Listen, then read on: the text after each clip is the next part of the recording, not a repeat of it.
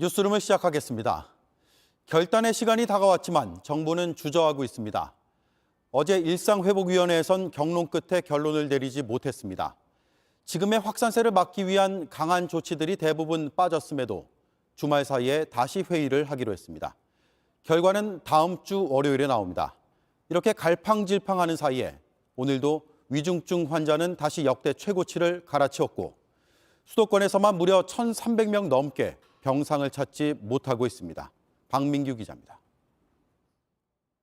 어제 있었던 일상회복지원위원회 논의 과정은 순탄하지 않았습니다. 사적 모임 제한이라든지 운영 시간 제한 같은 경우에는 구체적인 논의는 어제는 되지는 않았었습니다. 이유가 있었습니다.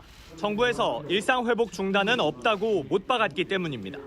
한 위원은 정부 안에 거리 두기 관련 내용은 없었다고 전했습니다. 다른 위원은 그만큼 할 수 있는 얘기가 없었다고 밝혔습니다.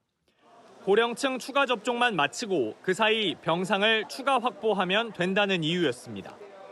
전체 확진자 수를 줄이려면 수도권이라도 사적 모임 인원을 다시 줄이고 영업시간을 제한해야 한다는 주장이 나왔지만 받아들여지지 않았습니다. 또 다른 위원은 복지부가 방역 패스에 식당과 카페까지 넣는 안을 만들었는데 정작 회의에서는 그 내용이 빠졌다고 주장했습니다. 일부 위원들은 이것도 강한 조치라며 반대했습니다.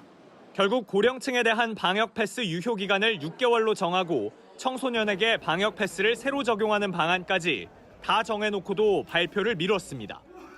정부는 최근 연일 경고 메시지를 내놨습니다. 수도권만 놓고 보면 언제라도 비상계획 발동을 검토해야 하는 그런 급박한 상황입니다. 그러나 실제 회의에서는 반쪽짜리 대책만 논의했고 그것도 일찍 결론을 내리지 못한 겁니다. 한 달도 안 돼서 일상회복을 중단하는 데 대한 부담과 자영업자 보상 문제가 정부의 고민을 깊게 하고 있습니다. 결국 정부의 결단은 주말에 추가 회의를 거쳐 다음 주 월요일 대통령이 주재하는 특별 방역 회의에서 공개될 예정입니다. JTBC 박민규입니다.